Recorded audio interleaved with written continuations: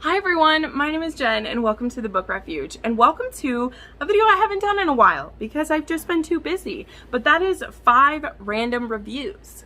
I know.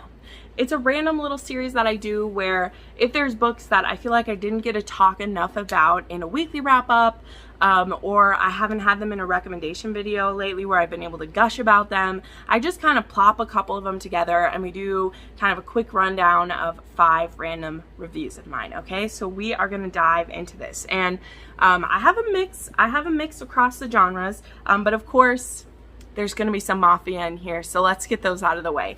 The first one I want to talk about is Carnal Urges by J.T. Geissinger. This was another 6-star read from this author for me. This is the second book in the Queens and Monsters series. I do recommend you read it in order. The first one is Ruthless Creatures. They both are about different couples, but the heroine in this book, Sloane, is best friends with the heroine in the first book, and her situation at the beginning of this book is set up at the end of that one. So I do highly recommend it. The audiobooks for the first one is amazing. I can't wait to reread this one when the audiobook comes out.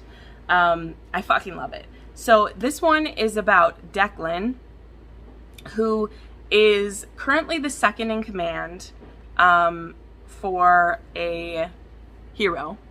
For what? I'm not talking right. I'm sorry. For a capo. Jesus. And he is sent to kidnap Sloane to use her as leverage against her friend and her friend's, you know, man, basically. Because he's in an opposing mafia to him. But then, once he's kidnapped her and she is giving him a hell of a time, the woman is psychotic in the best way. She just is unflappable, does not let anything get to her, goes absolutely bonkers. And just like everything he says, she has a crazy answer to. But his capo dies. And so now he is the mafia boss. And now he doesn't really need to have her captive because it was never his plan to kidnap her and stir shit up. And so he wants to get rid of her as fast as he can. But as soon as he lets her go, he wants her back. And like, God, there was some amazing shit that happens in this book, guys. It's so good. Like, our heroine has been burned by men before, and so she treats men like they're snacks, basically, that they're all temporary. And then she comes up against Daddy Declan, and he is not called Daddy in this book by anyone but me. That's just me projecting an honorific onto him because he's so delicious, but he's so grumpy, and he doesn't know what to do with this crazy Spitfire woman who is just giving him headaches, and he doesn't want to fucking deal with her, but he has to. And I just absolutely love how he handles her. There is a bit of kink going on in here. It has some of my favorite things where a heroine is so strong and so in charge, and the hero's like, I know what you need. You need me to be in charge. And when this is fictional and played just right, I eat it with a fucking spoon, okay? Daddy Declan, there's a scene in here, in just an out of context scene, where he has just pleasured her and he's going to feed her. And he asks her to kneel beside him and he's going to feed her. And she's like, I'm not a fucking dog. Don't do that to me. And he's like, I'm trying to worship you. And if you would just shut your mind off for just a minute, you would see what's going on right now. And I just love it because it's so true. She's had to do everything herself. She's always on edge. She's always just fighting and scrappy. And she's turned that into like an aloofness where she's that unflappable. Like I said, she always has a rapport for everything. She's able to get almost anyone onto her side. But she comes up against this man who is just like, just calm your shit, shut off your head, and let me take charge. Let me be in control and trust me with it. And it just melts me into a fucking puddle, guys. It melts me into a puddle. J.T. Geissinger is doing amazing things. I'm so excited for the next book in this series to come out. I don't think it comes out until, it's either like, is it October? Does it come out in a long time? I can't remember. But it's probably a long ways away because she's mean like that. Let's see what it says. Yeah, it doesn't even say. But it's so good. The other mafia treat I want to talk about was a very unique book to me, and that is Forgivable Sins by Adelaide Forrest. This is actually book 2 in the Belandi Crime Syndicate. Now, I was really hyped up when I read Bloody Hands, which was the first one in this, because it was so unique and I hadn't read another book like it. I've now quickly come to realize that I actually like books 2 through 4 quite a bit more than book 1, but it does set off the series, and it does kind of give you the tone and the way that Adelaide Forrest is going to write her men, because boy does she write some alpha holes, but like, they're delicious and I just want to eat them at the same time type of men. But this one is a little like, the hero is still like that, but this one is so unique to me. So there are very, very few mafia books I've read with this trope, friends to lovers, okay? Usually they're enemies to lovers or arranged marriage, or it's like a woman who's not in the life and a man who is. And this woman isn't in the life, but she also knows what's going on. And she's also Jewish, and she's also been best friends with our hero. I think this is Samara. And yes, this is Samara and Lino, and they've been best friends since they were little. And there came a point when they were teens that Lino's father, who is a fucker, warns him away from her and says, if you try to make a move with her, you need to marry a nice Italian girl that I choose for you, like, or I'll kill her. And at the time that that threat happens, our hero doesn't have any control. He's a teenager. So actually both him and Matteo being from Bloody Hands, were threatened in this way, and they both had to like distance themselves. He didn't have to like break up with her because they weren't together, but he always wanted their friendship to turn into more, and he had to back off from that. And by the time him and Matteo, because Matteo's the capo, by the time they had amassed enough power that they could say fuck off to his dad, she had actually married someone else. And it turns out that that man that she's married to is an abuser. And Samara goes through some pretty, awful things. But at the beginning of this book, where this starts, it starts with her getting a divorce from that husband, who's a douche canoe. And now Lino, he has been biding his time, waiting for this divorce to happen. He's trying to not rush her because he's very respectful of her. He loves her. Not just as a friend, but as more. But he's been patient. And then he finds out that her husband had been abusing her. And he's like, fuck this shit. I'm getting my woman. I'm going to make that man pay for it. And it's so good. So this is Forgivable Sins. I really love this one. Then I really recently, and this was actually the channel buddy read for was it for this month? Was it for this month? It was for this month. It was for July, I think. And that's Never Seduce a Scot by Maya Banks.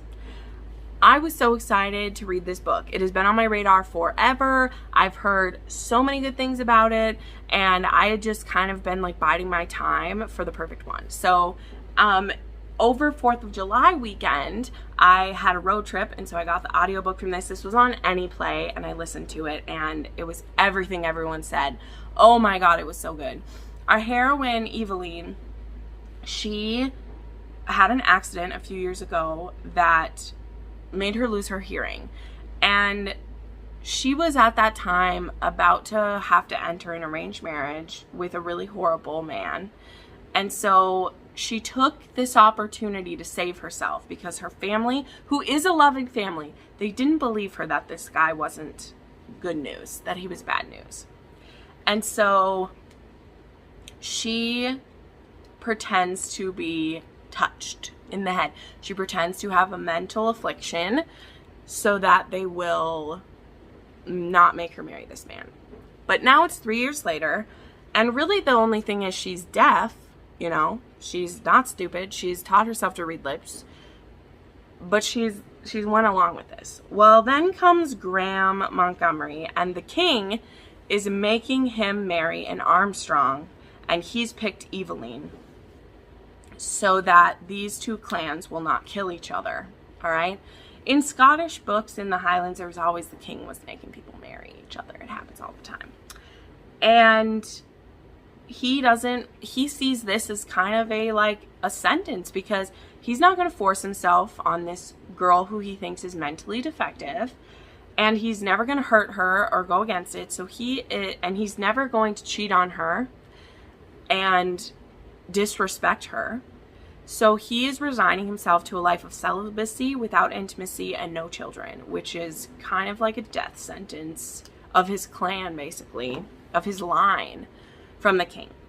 But when he meets Eveline, she is able to feel his voice. He has this deep, growly voice, and she can't hear what he's saying, but she can feel him when he speaks.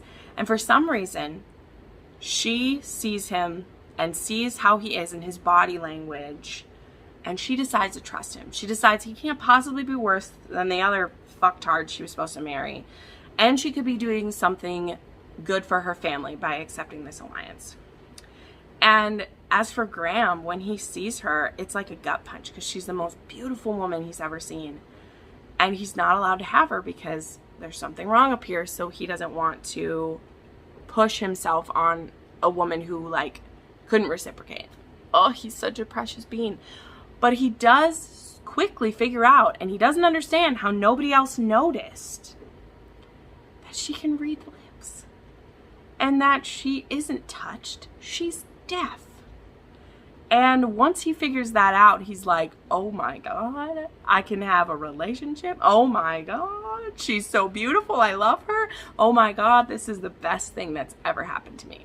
Except his clan is not going to be very welcoming of her, so we do have to deal with that. But I gave this one 6 stars. I loved it so much. Sorry, the light just hates it. But I highly recommend this so much. And the follow-up was really good as well. All right, then we got a contemporary, not quite a rom-com, but just a sweet book that I just wanted to mention. And that's A Guy Walks Into My Bar by Lauren Blakely. This is best consumed audibly if you like Audible, because this was specifically written for the 2 narrators, which is Joe Arden and Shane East, and it has a full cast audio, which Lauren Blakely does sometimes, but it's still a really cute story if you don't listen to it. So this is about a American hockey player who goes to the UK to help his sister get set up at, I think she's going to school or it's a job, I'm not sure which one. And he goes into a bar. Now this bar is owned by this best friend couple. I think they're friends. And he starts hitting on the bartender. And that happens to be the owner. And the owner has a thing that they don't sleep with the clients because they are focusing on their business and they're not sleeping around. Neither him or his co-owner. But our hero from America, he wants to get with this guy. And so it's this whirlwind, insta-lust, fairy tale, male romance, and it's delightful.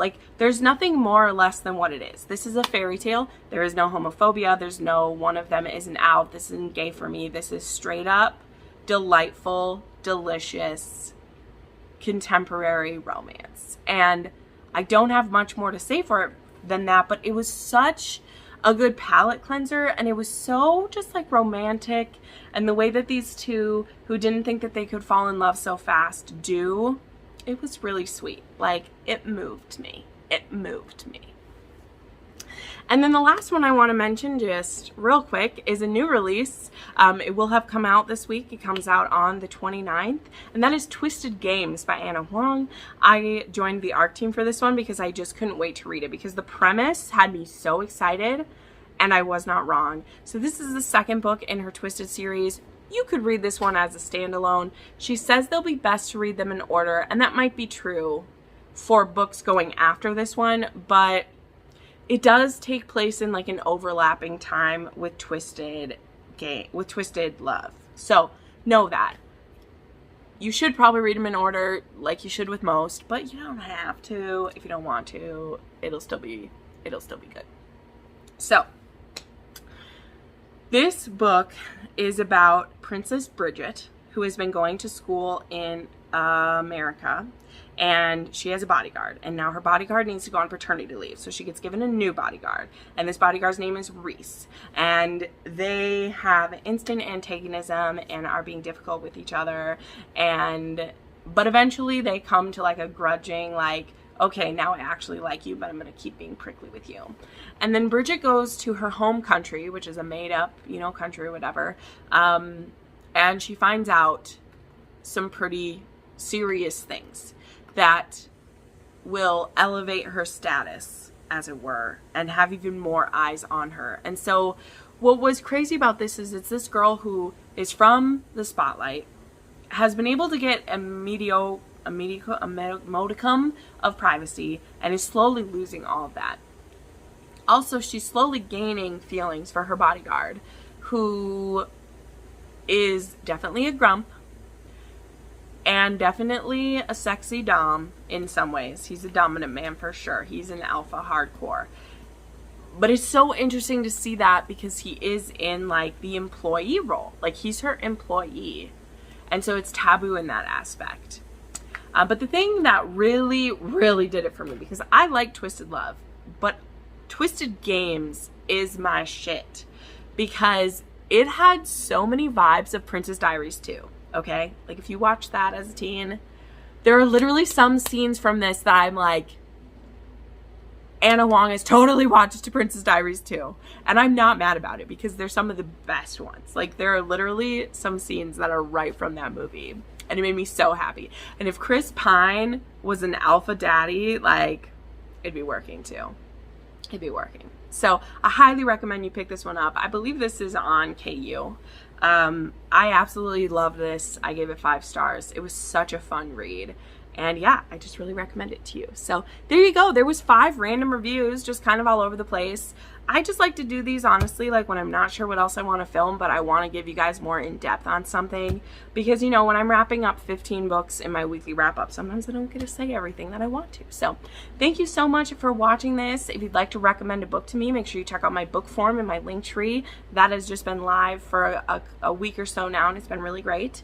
Make sure you check out channel memberships if you'd like to spend some more time with me, and I will see you in the next video. Bye.